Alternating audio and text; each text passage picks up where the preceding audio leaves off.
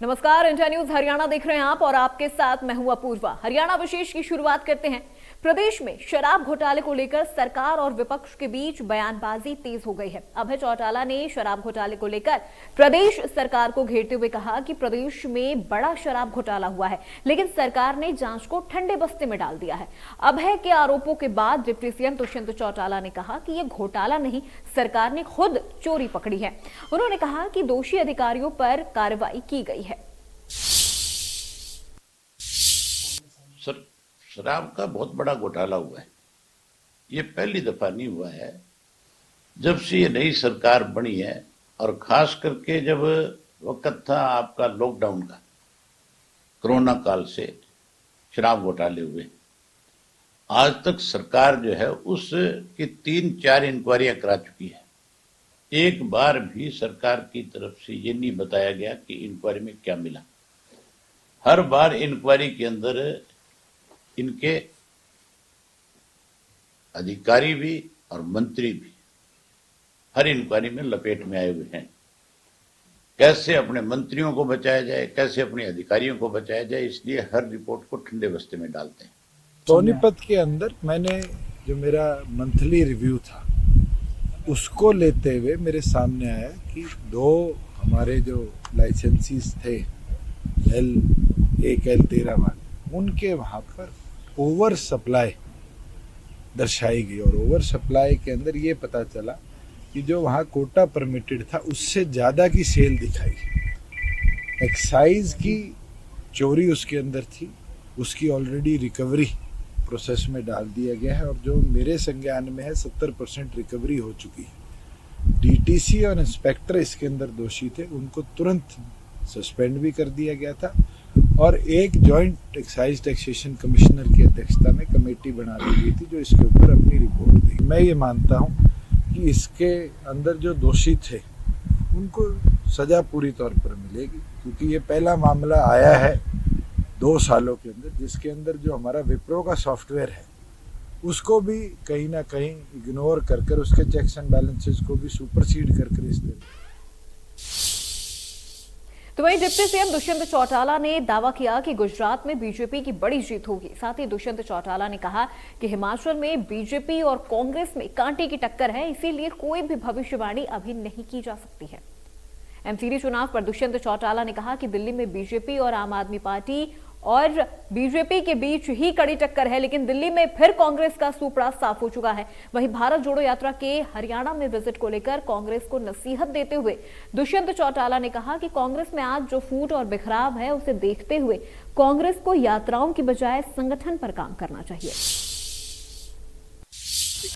सर्वे primary अनुमान है क्या होगा, पर मैं ये मानता हूँ जिस प्रकार से माननीय प्रधानमंत्री ने गुजरात में कार्य करा और चुनावी अभियान को भी पर्सनली देखा, एक अच्छी जीत भारतीय जनता पार्टी की मेरे अनुमान गुजरात में। हिमाचल क्योंकि मैं 8 साल पढ़ा हूँ, मेरा अनुमान है कि क्लोज फाइट रहेगी। जो एमसीडी और गुजरात से साबित होती है कि कांग्रेस का सुपड़ा साफ ये दिन कांग्रेस के अंदर जितना फूट है, बिखराव है, यात्राओं से अच्छा संगठन पे काम करे लोग तो बेहतर है।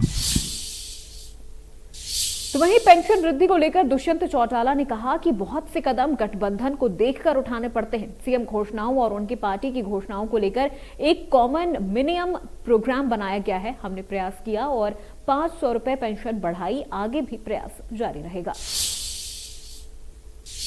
देखिए सिंपल है, कई फैसले गठबंधन के अंदर मिलकर लिए जाते हैं, एक तरफा नहीं लिए जाते, और उसके अंदर बिल्कुल आज के दिन भारतीय जनता पार्टी की जो अनाउंसमेंट थी, हमारी जो अनाउंसमेंट थी, उसके बीच में हमने कॉमन मिनिमम प्रोग्राम बनाया।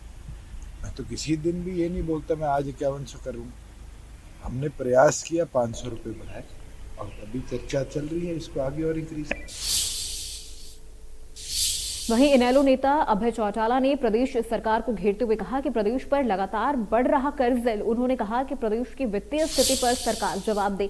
वहीं बीजेपी जेजेपी गठबंधन पर तंज कसते हुए अभय चौटाला ने कहा कि गठबंधन इस साल तक ही चलेगा। एमबीबीएस छात्रों की हड़ताल पर अभय चौटाला ने कहा सरकार ने स्वास्थ्य क्षेत्र में कोई सुधार नहीं किया, सरकार की बॉन्ड पॉलिसी पूरी तरह गलत है। मुख्यमंत्री जी ये बताएं कि जो कर्ज लिया है इन्होंने 3 लाख करोड़ का, वो पैसा खर्च कहां किया है, उस पे श्वेत पत्र जारी करे, ना कि ये सफाई दे कि हमने कर्ज लेकर के विकास किया। विकास किया है तो वो पैसा कहां कहां खर्च किया, उस पैसे से क्या नई डेवलपमेंट हुई प्रदेश में, वो बताए मुख्यमंत्री। कुछ लोग जो है सारा दिन अखबारों में और आप देशों के सामने बयान देते हैं, बोले हमारा मिशन 2024 में दुष्यंत को मुख्यमंत्री बनाना है, साथ में कहते हैं कि हमने जो है गठबंधन में रह करके चुनाव लड़ना है। तो गठबंधन में रह करके चुनाव लड़ेंगे, पहली बात तो लोग इनका सफाया कर ही देंगे, कर भी दिया भी। अगर कोई गलती भी हो जाती है तो वो 10 सीट वाला मुख्यमंत्री कैसे बनेगा? आप कम से कम आपके सामने जब इस तरह की चर्चा कोई करता है उससे पूछ तो लो कि कितनी सीटों पे चुनाव लड़ोगे, सीट कितनी मिलेगी तुम्हें, मुख्यमंत्री तक पहुंचोगे कैसे?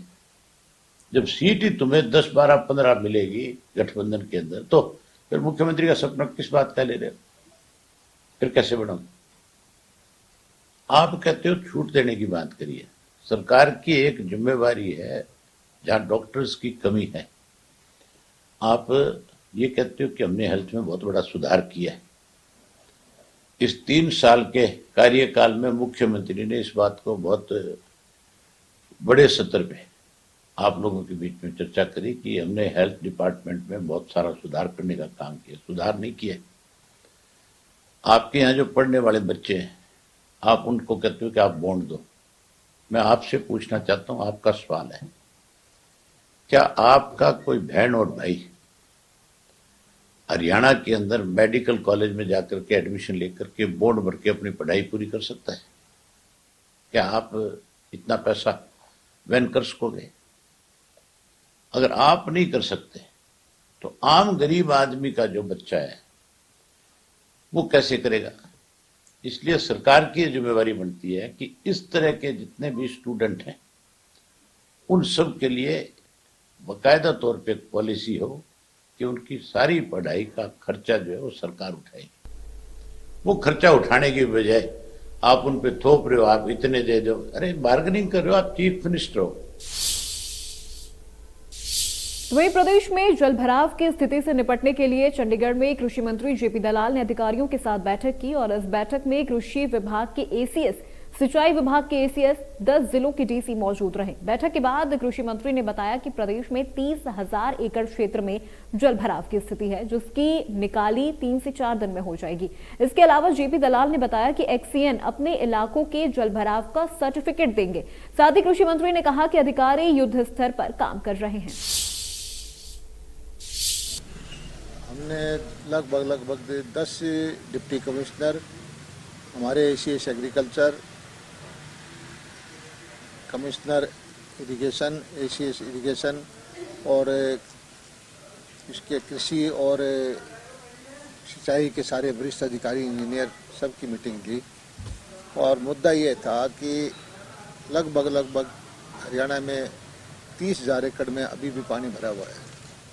किसान की ताकि जो बची खुची ज़मीन है, हालांकि लेट बुझाई होगी लेकिन कुछ ना कुछ उसके घर में फ़ायदा हो जाए। और आने वाले जो फ्लड कंट्रोल की बोर्ड की मीटिंग होगी उसमें एजेंडा लेके आए कि किस तरह से ऐसा परमानेंट समाधान हो कि जिसमें इस तरह की बिजाई के बगैर कोई ज़मीन ना रहे। बहुत सारी ज़मीनें हमने देखी हैं कि पीछे जल भराव हो जाता है, पिछली फसल भी खराब हो जाती है, सरकार का पंप आउट करते हैं, देर से पानी निकलता है, सरकार का पैसा भी लग जाता है, फसल भी खराब हो जाती है। और फिर क्या है, अधिकारी गफलत कर देते हैं कि आगे जो है पूरी तरह ज़मीन को सुखाते नहीं।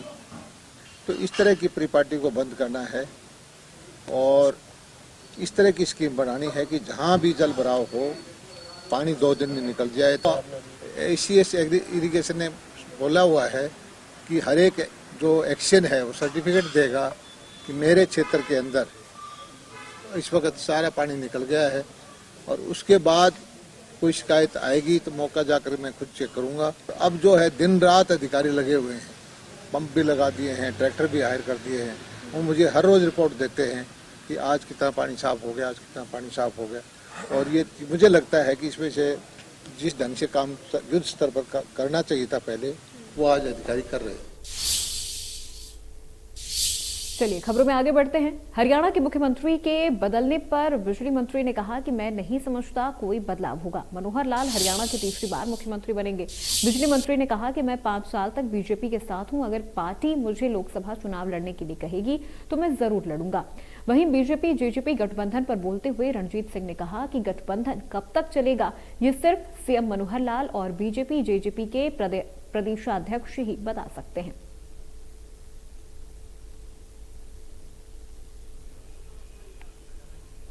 देखिए, मोदी साहब का आज भी डंका बज रहा है, उन्हीं के नाम का वोट है, सारे पूरे देश में उनके नाम का बढ़ता है। बाकी चीफ मिनिस्टर की परफॉर्मेंस का भी एक बहुत बड़ा रोल होता है। हमारे सीएम साहब जो कर रहे हैं उसका बहुत लाभ मिल रहा है। हर जगह हम आज ई गवर्नेंस में बड़ी स्टेट जो फास्ट ग्रोइंग है उसमें हरियाणा नंबर 2 आ रहे हैं, मेडल्स में है, सब डिपार्टमेंट वाइज सब बहुत अच्छा परफॉर्म कर रहे हैं। अभी तो कोई चर्चा है नहीं, मैं तो समझता हूँ अगले मुख्यमंत्री भी यही हो सकते हैं। देखिए, इस पे ठीक बात जो है वो हमारे मुख्यमंत्री जी या फिर जो उनके पार्टी के प्रेसिडेंट है निशांत सिंह, वो लोग बता सकेंगे। ये धनखड़ साहब और निशांत सिंह का फैसला है। उनको पार्टी के वो दोनों अधिकृत पदाधिकारी हैं, दोनों पार्टी के प्रेसिडेंट हैं, उनके लेवल पे फैसला होता है। मैं उसमें ना जब जुड़े थे तब बीच में था, ना अब था। मैं तो सबसे पहला आदमी था जिसने बीजेपी को समर्थन दिया और अनकंडीशनल दिया, और मैं उनके साथ अनकंडीशनल। वहीं कांग्रेस के प्रदेश प्रभारी बदलने पर रणजीत सिंह ने कहा कि कांग्रेस में प्रभारी पहले भी बदले गए और अब भी बदले गए हैं, आगे भी बदले जाएंगे। कांग्रेस एक लुप्त होने वाली पार्टी है, कितने दिन में हो जाएगी वो नहीं बता सकते। राहुल गांधी की यात्रा पर चुटकी लेते हुए रणजीत सिंह ने कहा कि राहुल के चेहरे पर पहले अपील ज्यादा थी, परंतु अब दाढ़ी बढ़ा ली है, मुझे नहीं लगता कि ज्यादा अपील करती है। देखिए, कांग्रेस में प्रभारी बहुत बारी बदले गए, पहले भी बदले जा रहे हैं, अब भी बदले जाएंगे, आगे भी बदले जाएंगे। कांग्रेस पब्लिक में कहीं नहीं है, पार्टी का अंदर का संगठन है, उसमें किसी का मोहर लगा लें, किसी का रजिस्टर खोल लें, किसी का बंद कर दें, ये उनका मामला है। देखिए, राहुल गांधी कहीं भी घूम सकते हैं, और जो उनका पहले चेहरा था, आजकल का जो चेहरा है उसमें कम अपील लगती है। पहले जो थे उस फॉर्म में ठीक थे, आजकल जो दाढ़ी दूढ़ी बढ़ा के वो दिखा रहे हैं, उससे मैं नहीं समझता कि कोई ज्यादा बड़ी अपील बन रही है। आप भी देख रहे हैं, मैं भी देख रहा हूँ, कमेंट आप जरूर करते होंगे देखे, पर आप बोल नहीं रहे, मैं सुन रहा हूँ। उनका मामला गया, अब वो आदमी कैसे रहे, क्या करे, उनका मामला है। कहीं न कहीं तो बोलेंगे ना, जब तक पार्टी के 4 आदमी रहेंगे। बिजली मंत्री रणजीत सिंह ने हिसार में जनता की समस्या सुनी। इस दौरान असरावा गांव के ग्रामीणों ने अग्रोहा एसडीओ की शिकायत की, जिस पर बिजली मंत्री ने एसडीओ को चेतावनी देते हुए कहा कि एसडीओ की शिकायत उकलाना विधायक ने भी की है, यदि सुधार नहीं किया तो सस्पेंड कर दिया जाएगा। बिजली मंत्री रणजीत सिंह ने कहा कि स्मार्ट मीटर में ऐसा विकल्प है कि उसे ऑफ कर देंगे तो मीटर चलेगा नहीं। उन्होंने कहा उपभोक्ता मीटर से छेड़छाड़ नहीं कर सकता है। बिजली मंत्री ने कहा कि गुरुग्राम, करनाल, पंचकुला और फरीदाबाद में 10 लाख मीटर लगाए गए हैं।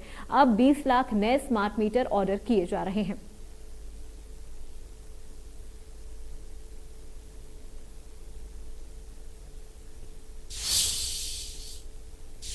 चलिए खबरों में आगे बढ़ते हैं।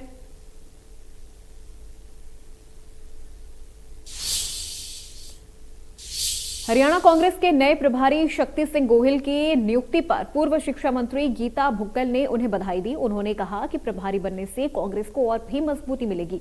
वहीं कांग्रेस प्रदेश अध्यक्ष उदय भान ने कहा कि उनके आने से पार्टी को और मजबूती मिलेगी। हाँ, प्रदेश प्रभारी तो ये बहुत दिन से खाली पड़ी थी, अभी शक्ति सिंह गोहिल को लगाया है। उनका हम वेलकम करते हैं कि बहुत अच्छे अपना सुलझा हुआ आदमी हैं, मिलेंगे और पार्टी को आगे लेकर के जाएंगे। देखिए, ये तो बिल्कुल एक रेगुलर फीचर है और अच्छी बात है कि हरियाणा प्रदेश कांग्रेस कमेटी के लिए शक्ति सिंह गोहिल जी जो है बहुत ही वरिष्ठ और एक्सपीरियंस्ड नेता हैं, उनको हरियाणा प्रदेश का प्रभारी लगाया गया है।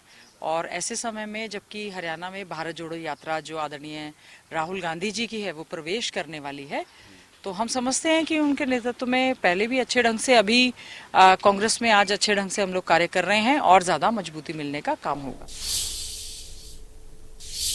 सिरसा सांसद सुनीता दुग्गल ने हिमाचल, गुजरात और एमसीडी चुनावों के एग्जिट पोल पर प्रतिक्रिया दी। सुनीता दुग्गल ने कहा कि गुजरात चुनावों में बीजेपी की जीत होगी, हिमाचल में भी इस बार रवायत बदलेगी और बीजेपी सरकार बनाएगी। वहीं दिल्ली एमसीडी चुनावों पर उन्होंने कहा कि आम आदमी पार्टी हर चुनाव में कॉन्फिडेंस में नजर आती है, लेकिन उनका कोई आधार नहीं है।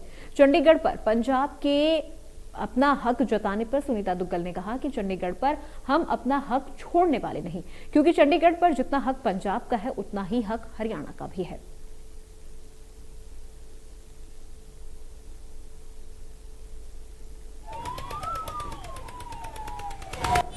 देखिए, ऐसा है कि गुजरात में तो बिल्कुल भारतीय जनता पार्टी जो है वो आप देखिए पिछले 27 सालों से है और फिर से आ रही है। तो मैं इस बात के लिए बहुत बहुत पूरी जनता को मुबारकबाद देना चाहती हूँ। और हिमाचल के अंदर भी आप देखना कि जो है वो रिवाज वहाँ पर बदलेगा और अब की बार भारतीय जनता पार्टी की सरकार फिर से वहाँ पर बनने जा रही है। और रही बात एमसीडी की, एमसीडी के 2-3 वार्ड्स में तो मैं खुद जो है वहाँ पर गई थी मैं चुनाव प्रचार के लिए, तो मुझे लगता है कि ऐसी कोई बात नहीं है, भारतीय जनता पार्टी वहाँ पर भी रिपीट करेगी। देखिए, आम आदमी पार्टी तो बहुत ज़्यादा कॉन्फिडेंट यूपी के चुनावों में भी थी, हिमाचल प्रदेश के चुनावों में भी थी और उत्तराखंड के चुनाव में भी थी। जमानत जब्त हो गई। उत्तराखंड में जो उनके प्रदेश अध्यक्ष थे उन्होंने भारतीय जनता पार्टी को ज्वाइन कर लिया। तो मुझे नहीं लगता कि कहीं कोई किसी तरह का उनका कोई वहाँ पर आधार है और पूरी उम्मीद है मुझे कि भारतीय जनता पार्टी जो है वहाँ पर फिर से अपना परचम लहराएगी। देखिए, पिछली बार अभी माननीय हमारी महामहिम राष्ट्रपति जी आई थी और उन्होंने बहुत प्यार से जो दोनों गवर्नर वहाँ पर पंजाब के और हरियाणा के बैठे थे और हरियाणा के माननीय मुख्यमंत्री जी भी बैठे थे, उनके समक्ष उन्होंने ये बात कही कि पंजाब और हरियाणा दो भाई हैं आपस में। तो ऐसे उसमें इस तरह की बात करना, चंडीगढ़ पे हम अपना हक जो है वो बिल्कुल छोड़ने वाले नहीं हैं। जब तक चंडीगढ़ है वो साझा है, बहुत अच्छी बात है, और जब तक इसका कोई ना कोई समाधान नहीं निकलता है तब तक ये कहना कि चंडीगढ़ पंजाब का है ये बिल्कुल गलत है। हिसार के आर्य नगर में 13 साल की नाबालिग की मौत के बाद से परिजन धरने पर हैं। परिवार को सांत्वना देने के लिए सांसद दीपेंद्र हुड्डा भी पहुंचे। इस दौरान उन्होंने कहा कि नाबालिग की मौत के मामले में प्रशासन ने जो कार्रवाई की है उससे परिजन संतुष्ट नहीं है। इस दौरान दीपेंद्र हुड्डा ने कहा कि पुलिस ने अगर रोड जाम करने को लेकर परिजनों के खिलाफ केस दर्ज किया तो ये सही नहीं होगा। वहीं परिवार को आश्वासन देते हुए दीपेंद्र हुड्डा ने कहा कि उन्होंने रोहतक के पोस्टमार्टम HOD से बात की है। अगर इस मामले में DGP से भी बात करनी पड़ी तो वो उनसे भी बात करेंगे।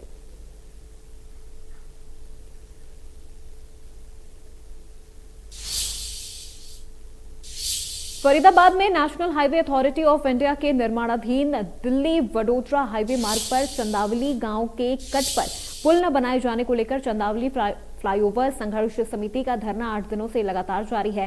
संघर्ष समिति के धरना स्थल पर पंचायत हुई, जिसमें धरने को मजबूत करने और आगे की रणनीति तय हुई। पंचायत में पहुंचे लोगों ने कहा कि साल से इस रास्ते का इस्तेमाल करते आ रहे हैं, ऐसे में यदि उन्हें रास्ता नहीं बना कर दिया गया तो उन्हें बहुत लंबी दूरी तय करके निकलना पड़ेगा, जिससे कई गांवों के लोगों और स्कूल जाने वाले बच्चों को भारी परेशानियों का सामना करना पड़ेगा।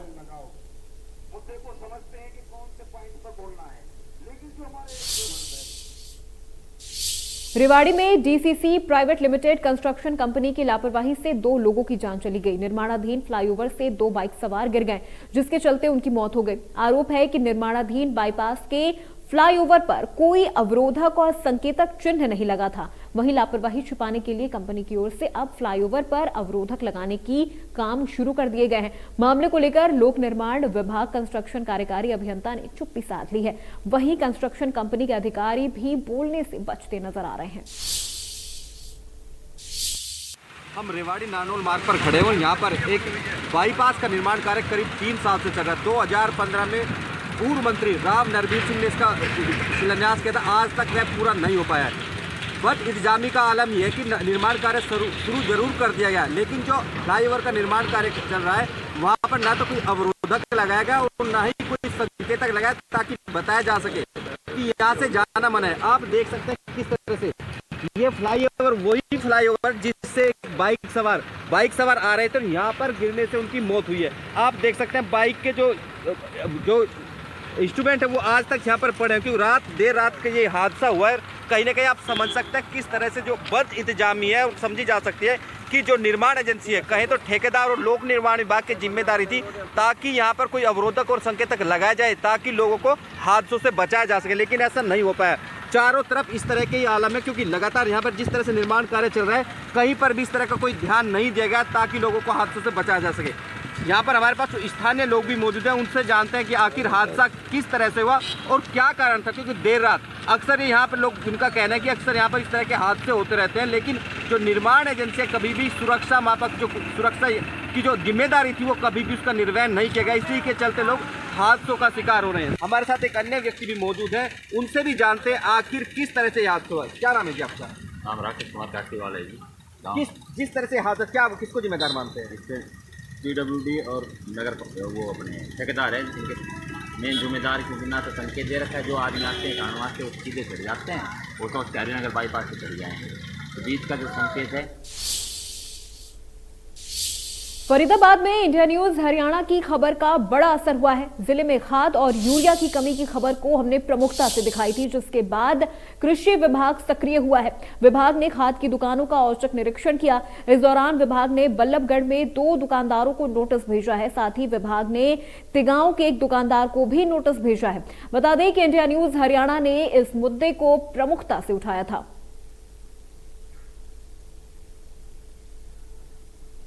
और यहाँ पर ये 2 तस्वीरें आपकी टीवी स्क्रीन पर, जहां पर बल्लभगढ़ में यूरिया की जब कमी हुई थी तब इस खबर को इंडिया न्यूज हरियाणा ने प्रमुखता से दिखाया, जिसके बाद खाद दुकानदारों को नोटिस भी जारी कर दिया गया है।